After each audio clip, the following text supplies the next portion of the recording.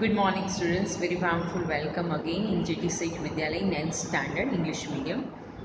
Today we are talking about Hindi subject.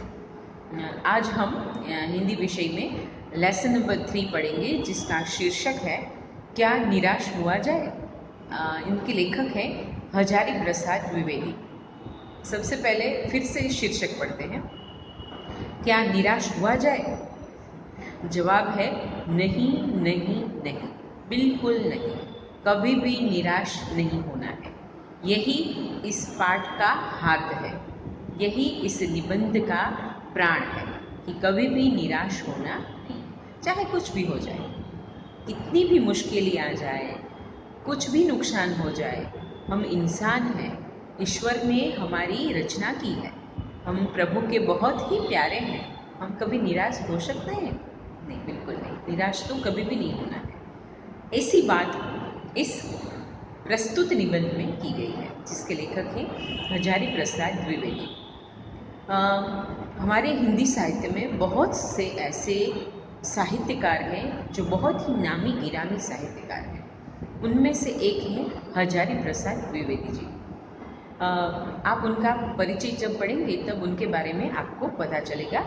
Bharat सरकार ने उन्हें पद्म भूषण से विभूषित किया है, तो बहुत ही गुणी लेखक हैं और उपन्यासकार रहे, निबंधकार हैं, समालोचक हैं। समालोचक यानी कि क्रिटिक्स कहते हैं, उसे इंग्लिश में क्रिटिक्स कहते हैं, जो कि किसी की कृति का विवरण करते हैं, विवेचन करते हैं, उसे हिंदी में समालोचक कहते हैं।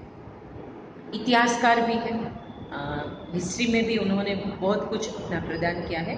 इतिहास में बहुत सारे संशोधन करके उन्होंने ग्रंथ लिखे हैं। तो ऐसे हजारी प्रसाद द्विवेदी जैसे गुणवान साहित्यकार की कृति, इसका प्रकार है निबंध।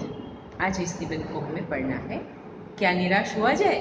नहीं नहीं, कभी नहीं, निराश कभी भी नहीं होना है। ओके स्टूडेंट्स, तो आप इसका इंट्रोडक्शन पैराग्राफ पढ़ लेना, इसके बाद शब्दार्थ एवं टिप्पणी पढ़ लेना।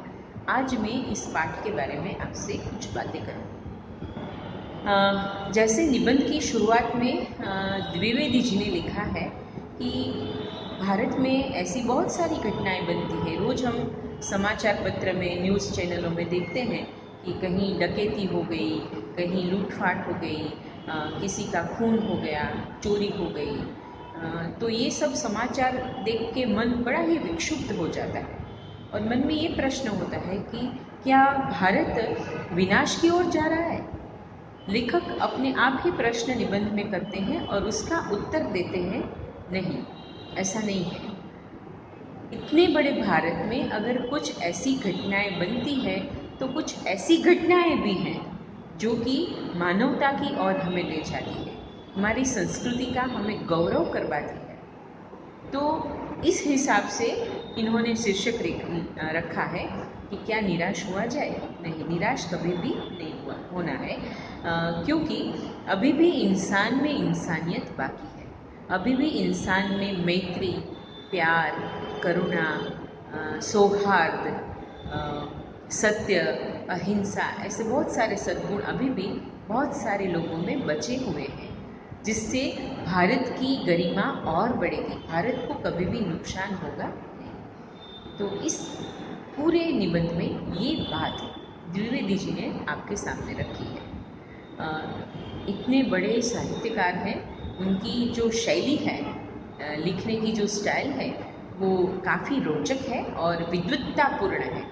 इसलिए कुछ ऐसे सेंटेंस होंगे जो आपको समझने में दिक्कत होगी, लेकिन पीछे लेसन के बाद में टिप्पणी दी गई है, उसके सहारे आप कुछ ऐसे वाक्य हैं जो समझ सकते हैं अपने आप। और इनकी शैली में विद्वत्ता है, इसलिए कभी कभी वाक्य समझ में ना आए तो 2-3 बार अगर आप पढ़ेंगे ना तो समझ जाएंगे कि लेखक क्या कहना चाहते हैं। वैसे ये वीडियो लेक्चर में मैं आपको पूरा पाठ तो पढ़कर नहीं समझा सकती, क्योंकि हमारे पास समय मर्यादा भी है। तो मैं इस पाठ के हार्द के बारे में आपसे बात कर सकती हूँ। पाठ तो आपको खुद पढ़ना है और समझना है, और जो बात समझ में नहीं आती उसको अंडरलाइन कर लीजिए। जब भी हम वर्गखंड में मिलेंगे अवश्य मिलेंगे, क्यों नहीं मिलेंगे। अब ये जो महामारी है वो ख़त्म तो होगी ही। जो चीज़ शुरू होती है वो ख़त्म भी होती है, और इसीलिए क्या निराश हुआ जाए? नहीं, कभी भी नहीं। तो हम ये आशा रखते हैं कि जैसे ही ये कोरोना इफेक्ट चला जाएगा, फिर से हम क्लासरूम में आएंगे, एक दूसरे से बात करेंगे। तो जो बात आपको समझ में नहीं आती उसे नोट डाउन कर लीजिए या अपनी किताब में लिख लीजिए।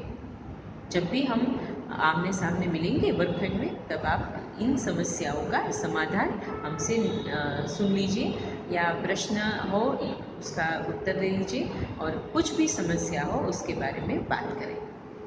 तो ये तो अभी है ना, जो हम वीडियो के माध्यम से पढ़ रहे हैं ना, ये तो हमने इसलिए शुरू किया है कि बहुत सारा ऐसा समय है जो आने वाला है, जिसमें कम समय में हमें बहुत कुछ करना है। तो अगर पहले से हमने जो आयोजन किया है वीडियो लेक्चर का, तो आप सब्जेक्ट से तो फैमिलियर हो सकते हैं, पाठ से फैमिलियर हो सकते हैं। तो द्विवेदी जी का ये निबंध जब आप पढ़ेंगे तब आपको समझ में आ जाएगा। जो बात समझ में नहीं आती वो बाद में हम मिले आपसे, तब हमसे पूछ लीजिएगा। एक बहुत अच्छी बात निबंध के प्रारंभ में की है कि ऊपर ऊपर से कभी कभी ऐसा लगता है कि भारत बिगड़ रहा है, लेकिन अगर इंसान के पास जाए, इंसान के मन को पढ़े, तो समझ में आ जाता है कि हमारी आर्य संस्कृति के कुछ आदर्श हैं वो अभी भी बरकरार है। उसमें कोई कभी भी कहीं पे भी कुछ चूक नहीं हुई। अभी भी इंसान अंदर से बहुत ही आदर्शवादी है। अभी भी इंसान अंदर से एक दूसरे के प्रति संवेदनशील है। यही होना चाहिए, यही विकास का आधार है। एक दूसरे का दुख दर्द समझे, एक दूसरे की खुशियों को बांटे, एक दूसरे को मदद करे, एक दूसरे की सेवा करे, यही उन्नत समाज रचना की नींव है। आप समझ सकते हैं। तो ये बात इस निबंध में लेखक ने की है। दो प्रसंग ऐसे हैं कि जिनमें से पता चलता है कि कभी भी निराश नहीं होना। एक प्रसंग मैं आज बता देती हूँ। एक बार क्या हुआ, लेखक रेलवे में मुसाफरी कर रहे थे, तो वो वहाँ पे टिकट लेने गए। वहाँ से टिकट लिया, 10 रुपये का टिकट था। लेखक ने गलती से 100 रुपये दे दिए, क्योंकि उन्हें जाने की जल्दी थी, ट्रेन में बैठने की जल्दी थी। ऐसे उन्होंने 100 रुपये दिए। वो ऑफिसर ने, टिकट ऑफिसर ने उसे टिकट दी। लेखक तो चढ़ गए ट्रेन में और बैठ गए। थोड़ी देर हुई, वो टिकट मास्टर आया, दौड़ा दौड़ा ऐसे ढूंढते कि कहाँ गए कहाँ गए। वो लेखक को देखकर बोला, श्रीमान आपने मुझे गलती से 100 रुपये दे दिए थे, टिकट का मूल्य 10 रुपया है, तो ये लीजिए 90 रुपये आपके वापस। लेखक तो देखते ही रह गए। उन्होंने पैसे देकर ये भी बोला कि मुझसे गलती हो गई, माफ़ कर दीजिए, मैंने भी जल्दबाजी में देखा नहीं कि ये 100 की नोट थी आपकी, तो मुझे क्षमा करें, आपके ये जो बाकी के पैसे हैं आप रख लीजिए। लेखक उस टिकट मास्टर की ऐसी विनम्रता और काम के प्रति उसका समर्पण और उसके मन में जो सच्चाई का आदर्श था, उसको देखकर हक्के बक्के रह गए और बहुत ही प्रसन्न हो गए कि आज भी मेरे भारत में ऐसे लोग हैं जो कि अपना काम बड़ी ही निष्ठा से करते हैं। अगर वो टिकट मास्टर 100 रुपये लेकर ऐसे ही बैठा रहता और 90 रुपये अपनी जेब में डाल देता, तो लेखक को तो पता नहीं था, वो तो बात ही भूल गए थे, ट्रेन भी निकल जाती, फिर से ऐसा प्रसंग भी नहीं आता कि वो वापस वो पैसे दे सकते थे। लेकिन जैसे ही वो टिकट मास्टर को पता चला कि अरे 90 रुपये एक्स्ट्रा आ गए हैं, वैसे ही वो अपने स्थान से निकलकर ट्रेन में उस यात्री को ढूंढने गया जो लेखक थे। देखिए, वो स्टेशन मास्टर छोटा सा व्यक्ति है, सिर्फ टिकट लेना देना, पैसे लेना देना उसका काम है, लेकिन कार्य के प्रति उसकी निष्ठा और अपना जो निजी आदर्श है वो कितनी ऊंचाई पर है। यही बात लेखक को हमें समझानी है कि आज भी भारत के बहुत सारे लोगों में ऐसे आदर्श जीवंत है, जिससे हमें आशा है कि हमारा भारत अपनी गरिमा, अपने आदर्श और अपना जो गौरव है वो ऐसे ही बनाए रखेगा। उसमें कोई कभी भी कमी आएगी नहीं। इंसान चाहे कितनी भी तरक्की कर ले, लेकिन मानवीय आदर्शों के साथ उसे जीना है। यही बात लेखक हमें इस निबंध के माध्यम से समझा दें।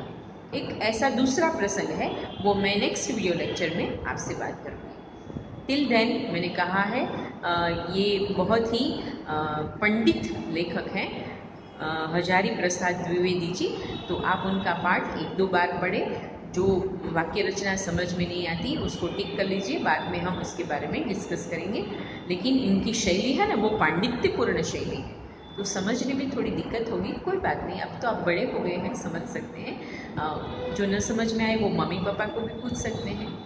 तो 1 बार, 2 बार, 3 बार ये निबंध अच्छी तरह से पढ़ लें और इनमें जो बात की है उसको समझ लें। नेक्स्ट वीडियो लेक्चर में हम मिलेंगे। आप अपना ख्याल घर पर रखें, अच्छी तरह से रखें। कोई काम न हो तो बिल्कुल बाहर न निकलें, अपने आप को सुरक्षित रखें, क्योंकि सुरक्षा सबसे बड़ी जिम्मेदारी है हमारी अपनी। फिर जैसे ये कोरोना इफेक्ट चला जाएगा फिर तो हम बाहर निकल सकते हैं, स्कूल भी आ सकते हैं, लेकिन तब तक हमें धैर्य रखना है, अपने आप का ध्यान रखना है। Okay boys and girls, take care your self. Next video lecture में हम फिर से आपसे मुलाकात करेंगे इसी लेसन के दूसरे पहलू के साथ। तब तक के लिए हमें विदा दीजिए। धन्यवाद।